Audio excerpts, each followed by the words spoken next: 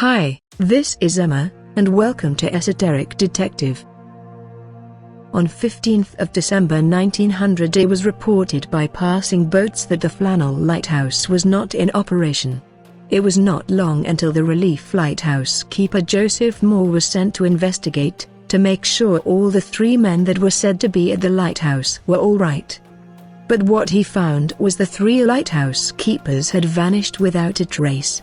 Joseph Moore, a tough iron-willed seafaring man, said later that he felt a sense of dread on the island. Something that made the hair on the back of his neck stand on end. The lighthouse was searched by Joseph Moore. Inside, the kitchen table contained plates of meat, potatoes, and pickles. The clock was stopped, and there was an overturned chair nearby. The lamp was ready for lighting, and 2 of the 3 oilskin coats belonging to the lighthouse keepers were gone. The gate and door were firmly shut. These clues only led to more questions. Why would one of the keepers have gone out without his coat? And why would all 3 have left together at all when the rules forbade it?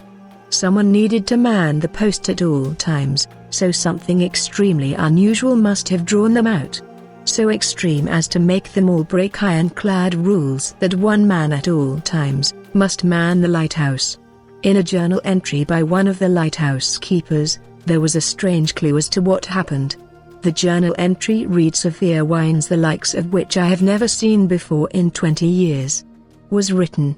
And then an account how one of the lighthouse keepers had been crying, while another, who was known as a tough seafaring type, was kneeling and praying to God while the storm raged. These would have been strange acts for any man in the early 1900s. Especially from ironclad men, as the lighthouse keepers were described to be. But in the log books, the lighthouse keepers are recorded as acting afraid of something outside, and filled with terror at the strange storm, which later weather reports would yield was no storm at all. In fact, around the time the lighthouse keepers were said to be kneeling and praying for the storm to pass, the weather was in fact recorded by the weather service of that time as calm. What do you think happened to the 3 lighthouse keepers? Did they fall into the sea somehow, or did something far more mysterious happen? Stay tuned and subscribe to Esoteric Detective to keep up to date with the strange and unusual.